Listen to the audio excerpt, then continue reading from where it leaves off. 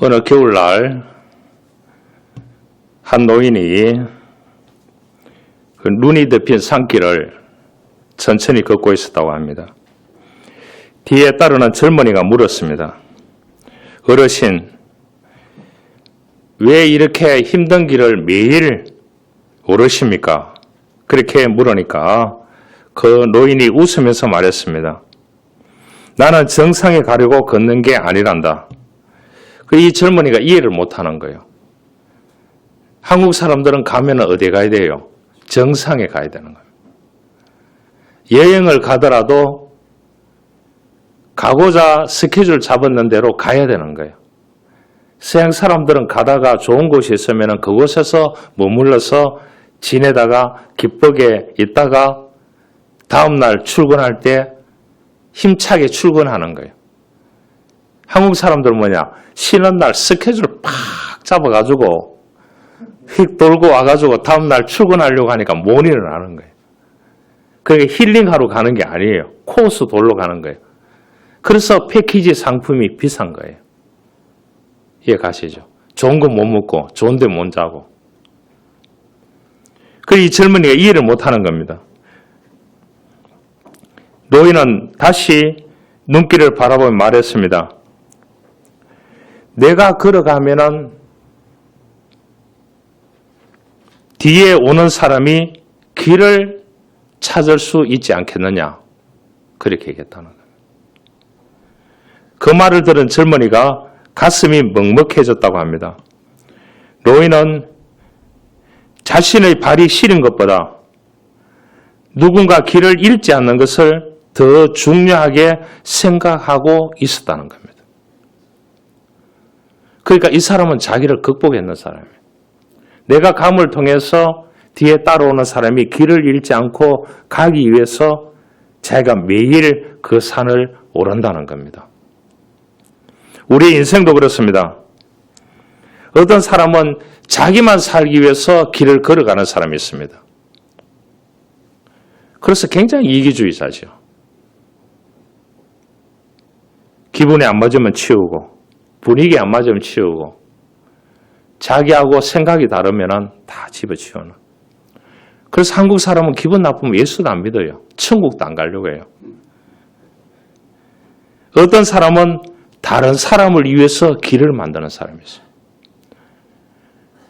그리고 세월이 지나면 사람들은 성공한 사람보다 길이 되어준 사람을 더 기억에 남아 있습니다. 우리 인생의 길을 여시는 분은 오직 예수입니다.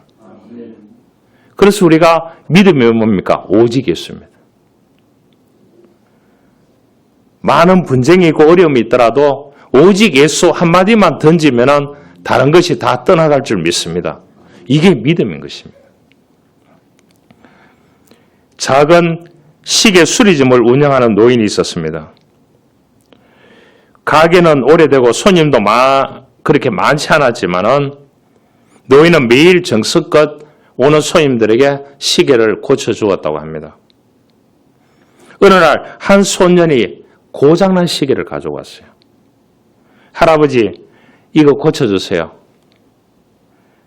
돌아가신 엄마의 유품입니다. 그러니까 이 어린아이, 엄마가 죽었는데 그 유품을 시계로 남겨놨다는 거예요. 그래서 이 노인은 밤새도록 고치는 거예요. 고치니까 부품이 너무나 다 낡았는 거예요.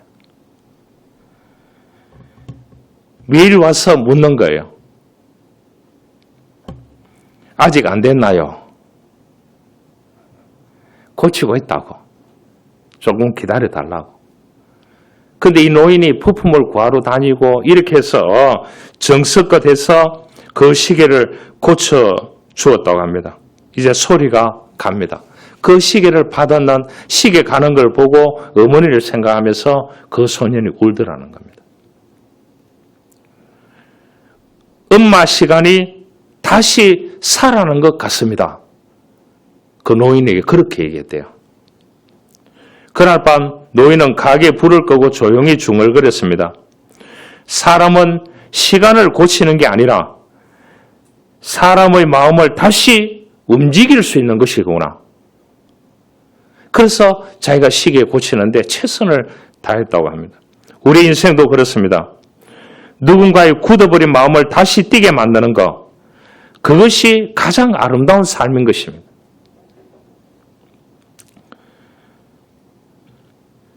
우리에게 가장 가슴 뛰게 하고 아름다운 삶을 만드는 것은 오직 예수입니다.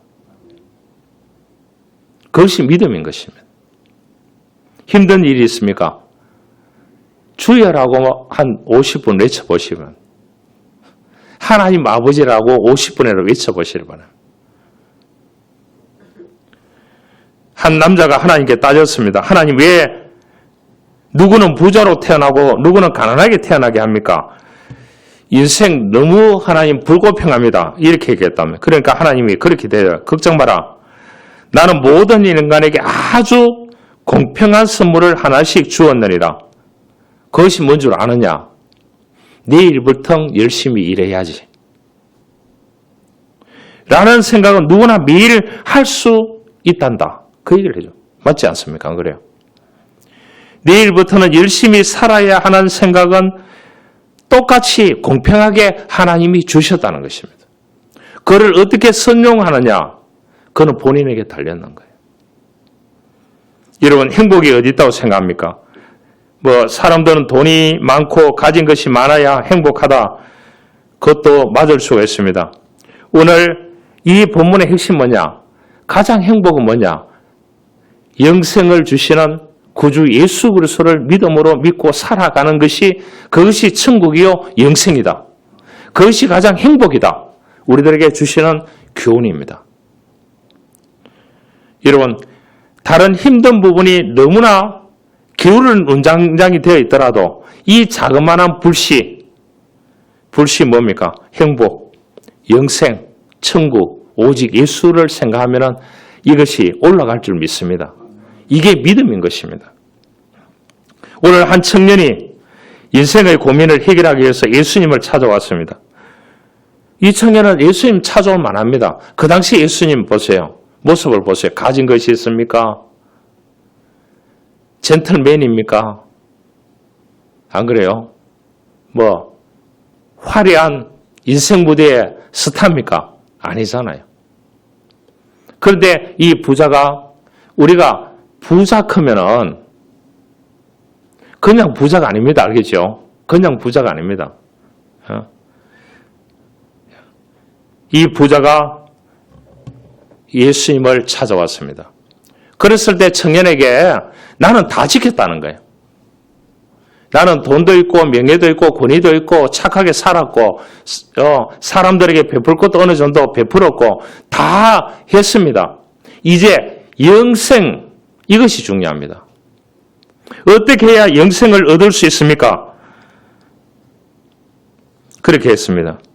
그랬을 때 내게 있는 것을 팔아 가난한 자들에게 주라고 얘기했습니다. 주라. 이 준다는 게 쉽지 않습니다. 그렇죠? 우리가 무엇인가 준다는 것이. 그러니까 이 청년은 재물이 많은 거로 장애물이 되어서 예수님을 등지고 돌아갔습니다. 여러분, 슬픈 기색을 띠고 근심하며 돌아갔다고 했습니다. 여러분,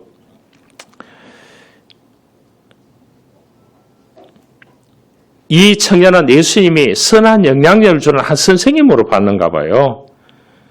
보네프라고 하는 사람이 그렇게 했습니다.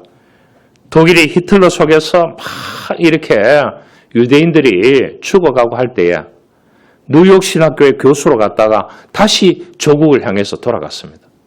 젊은 나이에 결혼도 안 하고요. 거기서 외치다가 감옥에서 순교당했는 사람이 보네프입니다. 보네프가 외쳤던 내용 가운데 그런 말이 있습니다. 선한 영향력. 하나님이 나에게 주신 이 믿음을 통해서, 하나님이 주신 물질을 통해서, 하나님이 주신 지식을 통해서, 하나님이 주신 내 은사를 통해서 선한 영향력으로 또 다른 사람에게 전이시켜야 된다는 겁니다. 배달해야 된다는 거예요. 여러분, 복음 전하기가 얼마나 힘듭니까? 그래서 우리가 해외에 이 지구는 하나고 우주는 하나고 그 속에 사는 사람들은 하나이기 때문에 우리가 가는 선교, 보내는 선교, 돕는 선교를 하게 되는 거예요. 만약에 대한민국이 찢어지게 가난한 시절에 여러분 60년대, 70년대 교회는 차고 넘쳤습니다. 이런 의자가 어디 있어요? 바닥에 앉아서 예배드리고요. 스피커가 어디 있었습니까? 저 바깥에서 기대놓고 창문 바깥에서 더운 여름에서 창문 열어놓고 거기서 예배드려도 아멘하고 은혜 받고 발이 퉁퉁 부러터도 감사하게 생각했습니다. 그래서 교회 없는 곳마다 교회를 선교사들이 와서 다 지어주고 그렇게 했습니다. 지금 한국에는 교회를 지어주려고 해도 지어줄 데가 없어요. 왜냐? 돈이 너무 많이 들어요. 그렇지 않습니까? 그러니까 하나님이 이 죽어놓은 공평한 선택된 사람으로 태어났기 때문에 그곳에서 우리가 협력해서 지원해서 그 사람들을 통해서 한 영혼을 구원하는 줄 믿습니다. 그래서 우리가 동참하고 있는 거예요. 이 처칠이 2차 대전에서 이 독일에게 풍정등화가 되었습니다. 헬기로 폭격을 가하니까요. 그러니까 처칠이 풍전등화가 되었을 때 어디 갔느냐? 탄광촌에 갔대요. 어디 군인들한테가 위로도 했겠지만 탄광촌에 갔대요. 석탄을 캐내는, 광물을 캐내는 그것을 통해서 무기를 만드는 그곳에 갔대요. 그곳에 가보니까 탄광촌에 수백 명의 사람들이 고개를 수그리고 있더래요. 그래서 처칠이 그런 말 했대요. 여러분들이 이 탄광촌에서 참 어렵게 석탄을 캐내지만 이 석탄이 무기가 됩니다. 힘을 내시길 바랍니다. 용기를 내시길 바랍니다. 하나님이 여러분들을 통해서 이 나라를 구해주실 줄 믿습니다. 여러분들 하는 일에 자부심을 가지고 이 탄광촌에서 열심히 석탄을 캐내십시오. 그것을 통해서 무기를 만들어서 저 독일군을 막아내야 됩니다.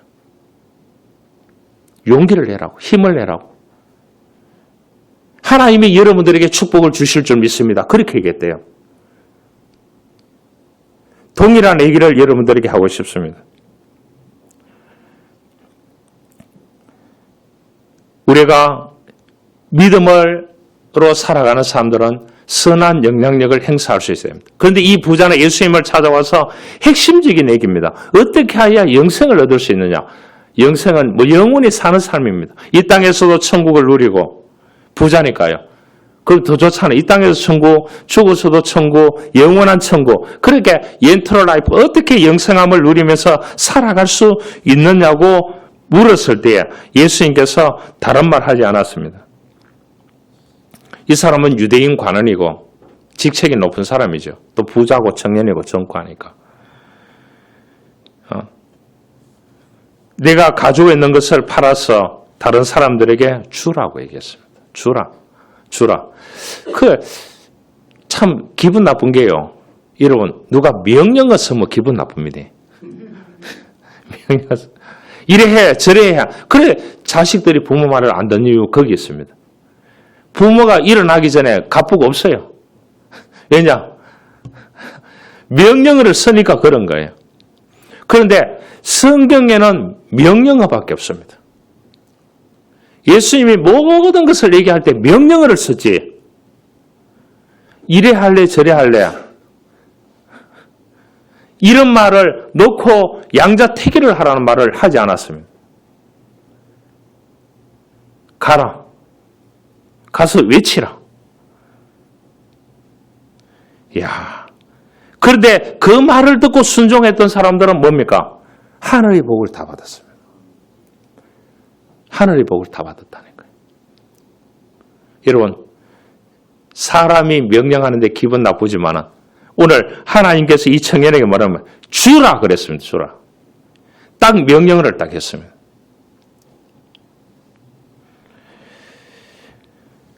그런데 이 부자는 뭐냐? 재물이 많은 거로 이 말씀으로 인하여 슬픈 기색을 띠고 근심하며 가니라 그랬습니다. 그러나 인생의 고민은 많습니다. 그렇죠? 고통도 있고 이 젊은이는 권력도 있고 다 있는데 영생 하나만큼은 보장 못 받았는 거예요. 여러분, 이 사람은 9개는 다 가지고 있어요. 1개가 없어요. 저와 여러분들은 9개는 없는데 1개 있잖아요. 오직 예수. 할렐루야. 그 오직 예수로 풀어가야 되는 것입니다. 사람의 논리로 풀 수 없습니다. 사람의 감정으로, 사람의 이해로 아무리 얘기해 보시기를 바랍니다. 회의하는데 논리적으로 얘기해도 이거는 당신의 개인 감정이라 딱 밀어붙이는데요. 우게 되는데 답이 없더라고요. 그러면은 고개 숙이고 기도하는 수밖에 없어요. 9개가 다 안 된다는데 한 가지 가지고 있는 것은 믿음 오직 예수밖에 없는. 그러면 예수로 풀어야 되는 겁니다. 할렐루야. 예수 때문에 마음의 고통 시작해서 육체적인 고통, 순교까지 있는 우리 믿음의 선조들이 너무나 많습니다. 이 나라와 민족을 지키기 위해서. 그래서 목사들이 유공자 된 사람이 너무나 많습니다. 이 사신과 미신과 우상과 이런 숭배하는 이 나라가 대대로 명나라에서 승리하기 돌아가가지고 정착이 돼가지고 제사 지내는 문화가 됐는데 그 제사 문화는 춘추 전국시대 때에 어떻게 되냐? 중국에서 생겨났는 겁니다. 중국에도 제사가 없었어요. 왕에게만 제사했습니다. 황제에게만 제사했습니다. 춘추 전국시대가 되면서 뭡니까? 어느 정도 평등화, 공평화가 되면서 왕이 위대하냐? 우리 아버지, 엄마 아버지도 우리를 낳아주시고 길러줬으니까 위대하다. 이래 돼서 그때부터 춘추 전국시대 때부터 제사를 모시게 되는 거예요. 중국에서. 그것이 승리하기 들어오면서 제사가 들어왔습니다. 한국에 제사가 없었습니다. 영향력이라 하는 것이 이만큼 그래서 초창기에 예수 믿던 사람들이 어디에 다녔냐? 집안에서 다 쫓겨났습니다. 이 제사 문제 때문에. 그래도 신앙을 지켜왔기 때문에 오늘날 한국 교회가 있고 저와 여러분들이 있는 겁니다. 조금 고통스럽고 조금 불편하고 조금 힘들다고 버릴 것 같으면 아무것도 돌파하지 못합니다. 여러분, 지금은 틈새가 없습니다. 한 분야에도 비집고 들어갈 곳이 없는 것이 지금입니다. 그러니까 지금 자라나는 청년들에는 비참한 거예요. 비참한 거예요. 한 자리도 1000대 1을 경쟁해요. 주중에 만나봤는데 자기 자녀가 1000대 1을 뚫고 들어갔대. 1000대 1, 1000대 1. 왜 안 놀라요? 1000대 1을 뚫는데 다른데 500대 1은 2000대 1은 다 떨어졌대요. 부모님이 금식 기도를 일주일 써가고 막 이렇게 해도 다 떨어졌대요. 그런데 이번에는 금식도 안 하고 막 기도만 했는데 1000대 1이 됐대요. 감사하게도. 여러분, 우리 이런 시대에 삽니다. 그러니까 뭐가요? 마음의 고통이 많습니다. 그러니까 이 젊은이도 다 가졌는데 한 가지만 없는 거. 이것만 있으면 완벽한 청년이에요.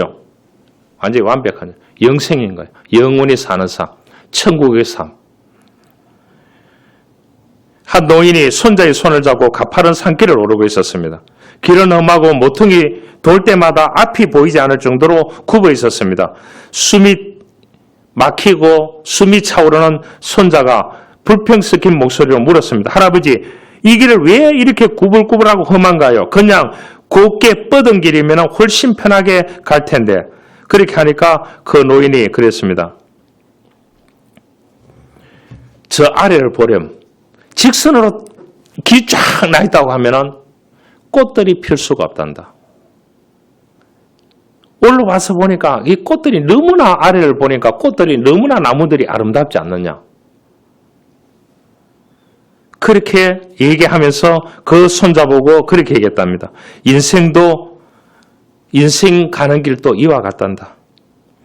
기름길로만 가려고 하면 목적지에는 빨리 도착할지 모르지만 그 과정에서 만날 수 있는 수많은 인연과 깨달음은 다 놓친다는 거예요. 그래서 정상에 가면은 뭐가 없다고요? 사람이 없다는 거예요.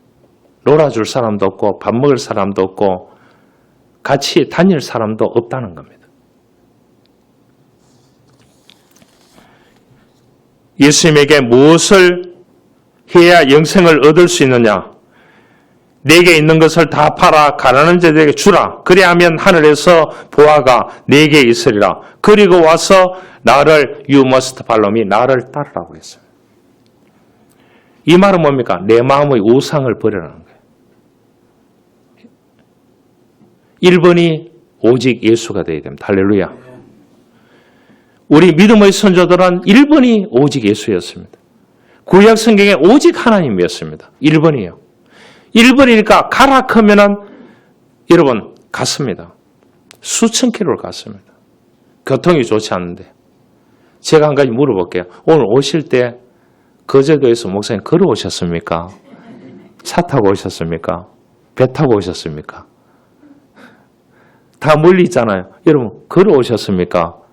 기차 타고 오셨습니까? 차 타고 오셨습니까? 다 차 타고 왔잖아요. 여러분, 예수님 시대에 구약 시대의 유월절을 지키기 위해서 고대 근동 지역의 사람들이 일주일 열흘씩 걸어서 와가지고 15일 동안 그 행사를 지키고 때로는 30일을 지키고 또 가게 되는 거예요. 여러분, 우리가 쉽게 예수 믿을 때 똑바로 믿으시길 바랍니다. 그래야 됩니다. 여러분, 이 청년은 마음의 우상이 뭡니까? 자기가 가진 권력, 가진 지위, 가진 재물이었습니다. 여러분들 마음의 우상이 누굽니까? 지위일 수 있고 권력일 수 있고 명예일 수 있고 돈일 수 있고 가치관일 수 있고 자존심이 있을 수 있습니다. 여러분 자존심 좀 구겨져도 괜찮습니다. 내 안에 예수가 살아있으면 됩니다. 자존심 밥 먹여줍니까? 안 그래요? 그래서 생겨나는 말이 한국말이 뭐가 있습니까? 욕 많이 얻어먹으면 뭐라고요? 오래 산다는 풍문이 생겨났는 거예요. 여러분, 이 청년은 9가지 우상을 가지고 있었습니다. 한 가지가 없었습니다. 그 한 가지가 영생입니다. 엔터럴 라이프. 영원히 사는 삶이었습니다. 우리는 9가지는 없어도 한 가지가 있습니다. 눈 뜨면은 감사하시길 바랍니다. 아까 얘기했잖아요. 일이 있기 때문에. 만날 사람이 있기 때문에. 가야 되는 곳이 있기 때문에 감사해야 되는 것이죠. 우리 안에 한 가지 부족한 것을 발견할 수 있기를 원합니다.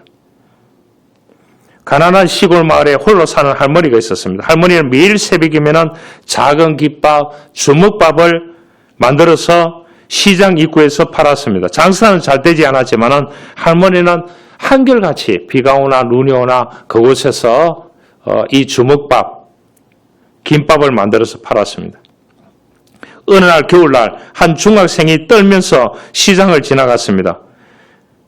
배가 고프지만 돈이 없대요. 이 학생이. 그래서 할머니는 아무 말 없이 따뜻한 주먹밥을 그 중학생에게 건네주었대요.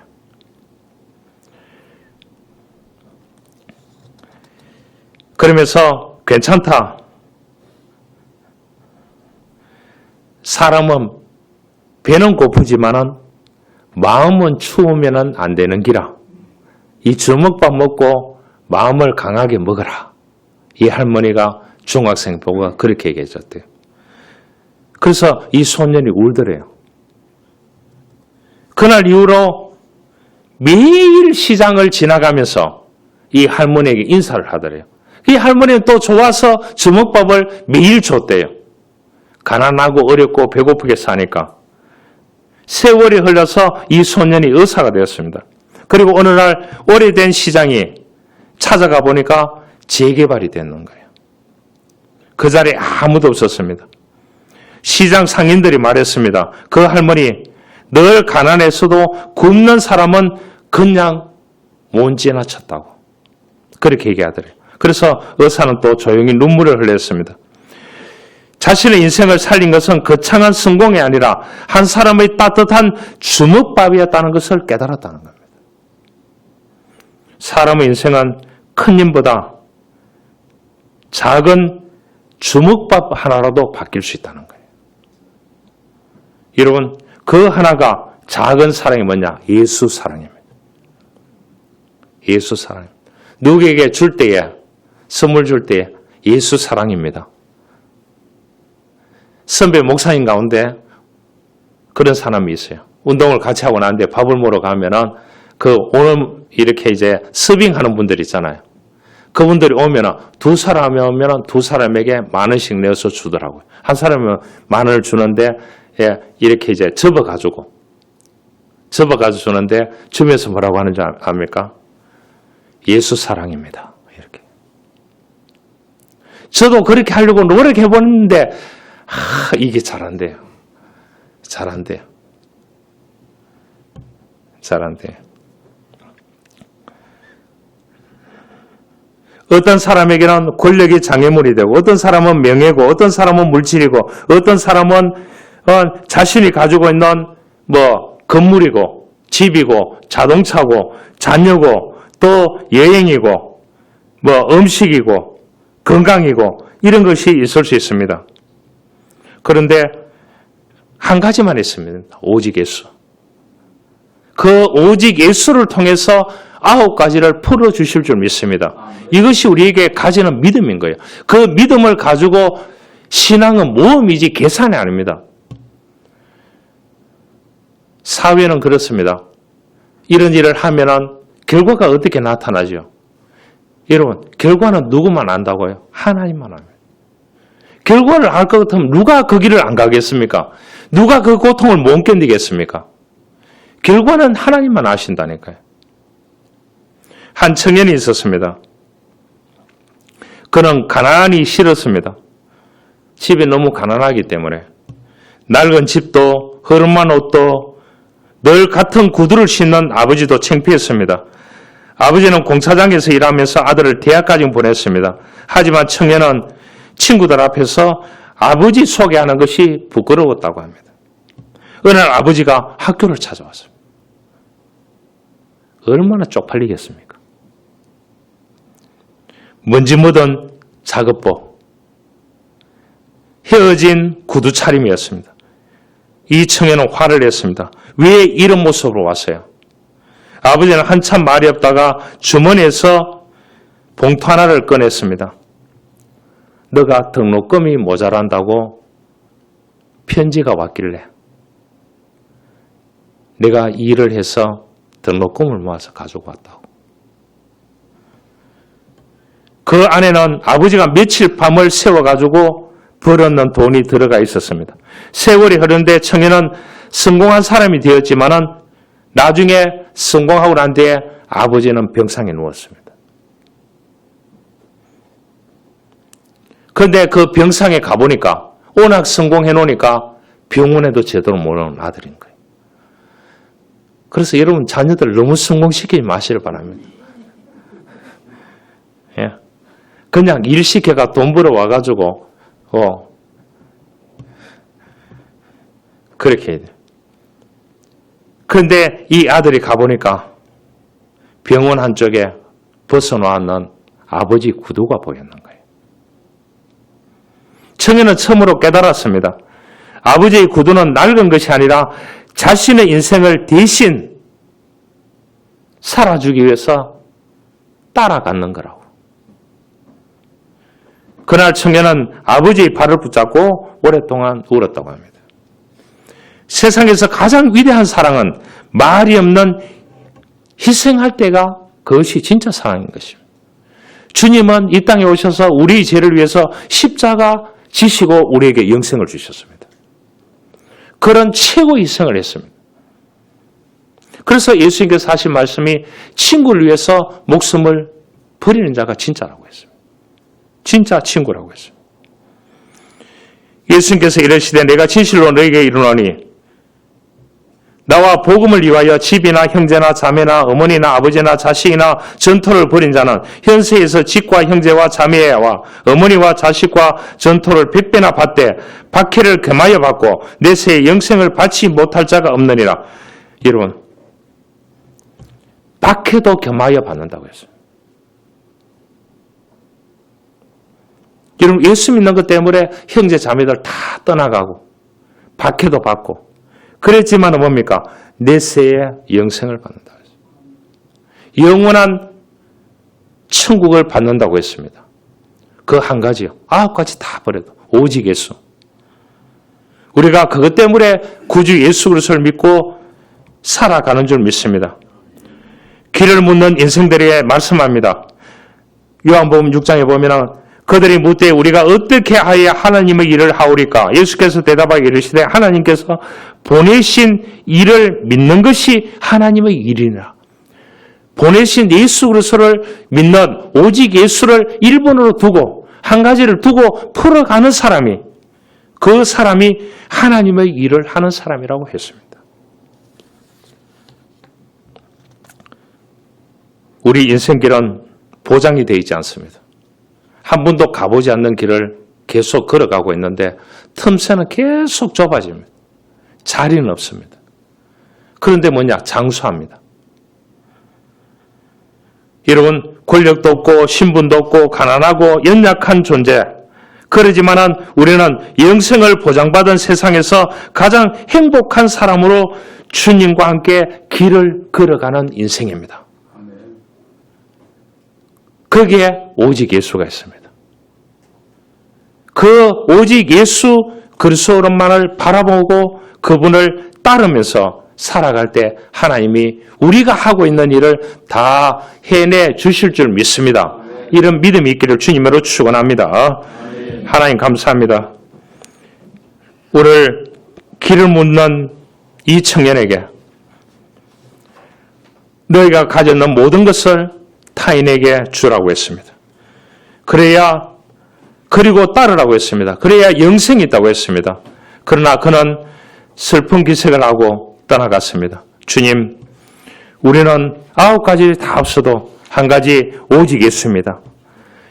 이 믿음을 지켜가면서 하나님의 일을 하고 우리가 주님의 뒤를 따르는 멋진 영원한 생명을 받았는 믿음의 사람으로 살아갈 수 있도록 우리 모두를 축복하여 주십시오. 구주 예수 그리스도의 이름으로 기도하옵나이다. 아멘.